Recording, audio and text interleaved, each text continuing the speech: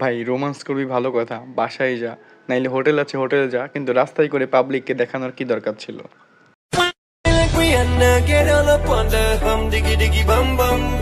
Wait guys, কেউ খারাপ মাইন্ডে নেবেন না, এখানে ফিজিক্স ক্লাস চলতেছে, সবাই দেখতে থাকুন।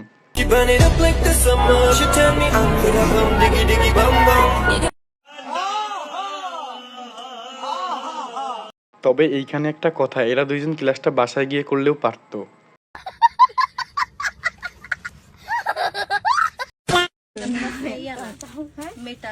আমি তার লগে রিলেশন আছি, তোমার না মানে?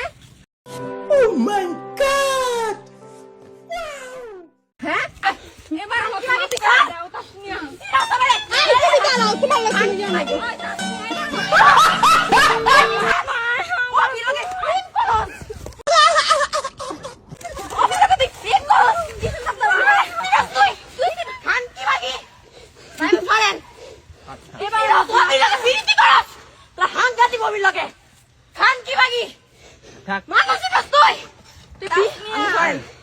ভাই এটা আমার বন্ধু ছাড়া কেউ না, আর আমি আমার বন্ধুর ব্যাপারে কোনো কথা বলতে চাই না। আপনারা যদি কিছু বলতে চান তাহলে কমেন্টে বলে যাইতে পারেন। তো হেই গাইস, ওয়েলকাম ব্যাক। তো কেমন আছো তোমরা? আশা করি তোমরা অনেক অনেক ভালো আছো, তোমাদের দয়া আল্লাহর রহমতে আমি অনেক অনেক ভালো আছি। তো ভিডিওর টাইটেল এবং থাম্বনেল দেখে তোমরা কিন্তু অলরেডি বুঝতেই পেরেছো আজকে ভিডিওটা কেমন হতে চলেছে। তো চলো ভিডিও শুরু করা যাক। তো ভিডিও শুরু করার আগে ছোট্ট একটা রিকোয়েস্ট, যারা আমার চ্যানেলটা এখনো সাবস্ক্রাইব করেনি ফটাফট সাবস্ক্রাইব করে দিবে। এই সময় কম, শুরু করো। না, বাংলাদেশের ছাত্রছাত্রী আমরা সবসময় তোমার গর্ববতী করি, কারণ তোমরা আল্লাহ দিলে সবকিছুই পাও। তোমরা যে কত্তানি পাও এটা আমরা দেখছি, নেপালের ছাত্ররা আন্দোলন করিয়া স্কুলে গেছে। ভাই আমি কিন্তু এখানে কিছু দেখি নাই, আপনারা কিছু দেখছেন কিনা অবশ্যই কমেন্ট করে জানাবেন। আমি শুধু এটুকুই বলতে পারি, আপুর রিয়াকশনটা কিন্তু অনেক ভালো ছিল।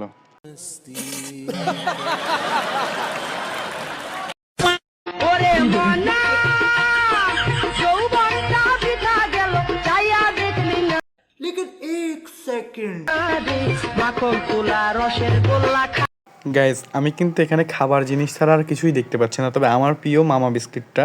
আপনারা যদি কিছু দেখে থাকেন আমাকে একটু কমেন্টে জানায়েন তো। মারো হামকো জিন্দা মত ছোড়ো সালো। উনি একটি বিজ্ঞাপনের শুটিং করছিলেন এফডিসিতে, তখন আমি এফডিসিতে আমি বিনোদন সাংবাদিক হিসেবে কাজ করেছিলাম।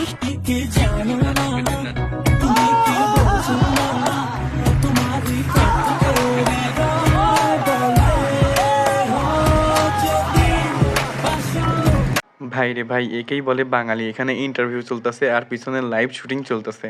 তবে কোনটা ভালো লাগছে অবশ্যই কমেন্ট করে জানাবেন।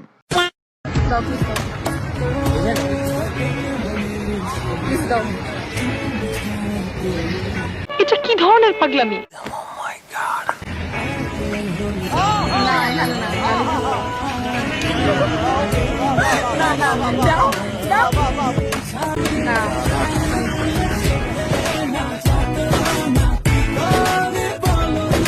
ভাই এরকম গার্লফ্রেন্ড পাওয়া কিন্তু আসলেই অনেক ভাগ্যের ব্যাপার। কেউ কেউ চেয়েও কিস পায় না আর জোর করে কিস করাই নিচ্ছে বয়ফ্রেন্ডকে দিয়ে। এরকম গার্লফ্রেন্ড কার কার আছে একটু কমেন্টে জানাবেন। हमको जिंदा मत छोड़ो सालो। हम कोई मंदिर का घंटा है कि कोई भी आके बजा जाता है। বাজান আমার আর বিয়ে করার শখ নাই, দয়া করে আমার কাছে কেউ বিয়ের প্রস্তাব আনবেন না, ধন্যবাদ।